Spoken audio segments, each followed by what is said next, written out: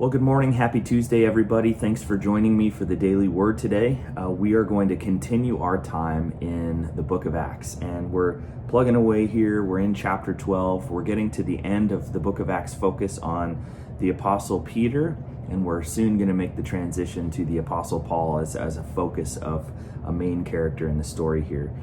But in chapter 12, I want to focus on really a couple of main themes here. Number one is God's preservation of his plan and the fact that God appoints kings both to rule and to die. So even when we have wicked kings, even when there's people ruling who are like, how in the world did these people get into power? We know that God moves them into power. And it's no different in the book of Acts, the early church times. In this area, there were a group of kings called the Herods, and they were sort of vassal kings who had sworn fealty to the Roman Empire, and they were basically given the region of Judea and Idumea and these areas to rule over as vassal kings for the Roman Empire. And these guys were wicked. These guys were not good kings. Now, they may have been good administrators or good, orators, as we'll see, but they were not good people. But even in that, God's plan was to use them for his glory. So we see here in chapter 12, this chapter in my Bible is entitled Peter's Arrest and Deliverance. So we're kind of given the story here. We're just going to walk through the narrative. And it says, now about that time, Herod the king laid hands on some who belonged to the church in order to mistreat them. So that tells you right away, he just took them so he could beat them up and harass them, throw them in jail. And he had James, the brother of John, put to death with a sword. When he saw that it pleased the Jews, he proceeded to arrest Peter also. Now, these Jews were the ones who were still faithful to the old covenant. They had still rejected Jesus, and they were getting very upset at the apostles and the growth of this movement of followers of Jesus. So they loved seeing this kind of stuff. And it says that when they seized him, they put him in prison, delivering him to 4 squads of soldiers to guard him, intending after Passover to bring him out before the people. So Peter was kept in prison, but prayer for him was being made fervently by the church of God for his deliverance. So even knowing God's sovereignty and his plan, not knowing his full plan, but knowing that he would grow his church, the people still prayed. They still felt heavily what was going on, but they trusted in the Lord for what was going to happen. So it says, on the very night that they were going to bring him forward, Peter was sleeping between 2 soldiers bound with chains, and guards in front of the door were watching over the prison. And behold, an angel of the Lord suddenly appeared, and a light shone into the cell, and struck Peter's side and woke him up, and saying, get up quickly. And the chains fell off, and the angel said to him, gird yourself and put on your sandals. So the angels are doing a jailbreak here. They're breaking him out of prison, and it says, wrap your cloak around and follow me. He went and continued, and did not know what was being done by the angel was real. He thought maybe it was a dream or a vision, but when they had passed the first and second guard, and they came to the iron gate that leads into the city, which was opened for them by itself. The gate just swung open. They went in and it closed again. It says, then the angel immediately departed him, and he was alone. When he came to himself, he says, now I know for sure the Lord has sent his angel and rescued me from Herod and the Jewish people. And when he realized this, he went to Mary's house, and he starts knocking on the door, and this servant girl named Rhoda answers the door, and she recognizes it's Peter, and she runs up to tell everyone, and they're like, you're crazy, go back to bed.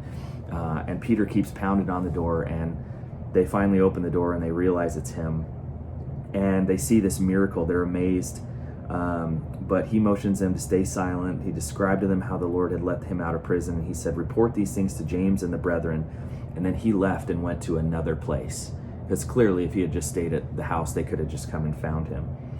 So it says, now, this is the kind of the sad part here, but it's all in God's sovereign plan. Now, when the day came, there was no small disturbance among the soldiers as to what could have become of Peter. When Herod had searched for him and not found him, he examined the guards and led them all off to execution.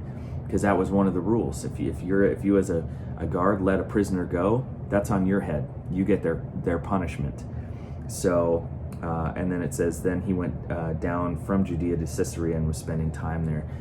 So Herod just, kind of loses his mind, takes it out on the guards, has them all executed. Again, this is all in God's sovereign plan. But now we get to the end of the chapter here.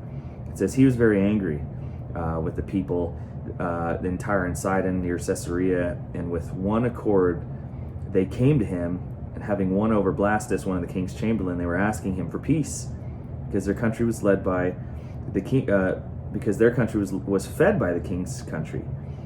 On an appointment day, Herod, having put on his royal apparel, he took a seat in what's called the rostrum. This is like a big podium, a public place for address, and he's making a big speech to them, very eloquent speaker. And what happens is the people keep crying out to him, the voice of a God, not a man. And so they're exalting him. They're basically buttering him up because they want peace and they want to continue to be fed and all of this.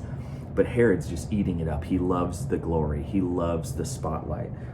And so in his pride and in his unbelief, he's doing this. And it says, and immediately an angel of the Lord struck him because he did not give God the glory. And he was eaten by worms and died. Now, it doesn't say, and he died and he was eaten by worms. It said, and he was struck, eaten by worms and died. So that's a nasty way to go. I don't know exactly what that means, but we know that it's a punishment befitting of somebody who would usurp God's glory with the kind of arrogance and hubris that he did. So it says, but then very simply, but the word of the Lord continued to grow and be multiplied. Nothing's going to get in the way. All these acts of men trying to stop the church from growing, nothing that can't happen.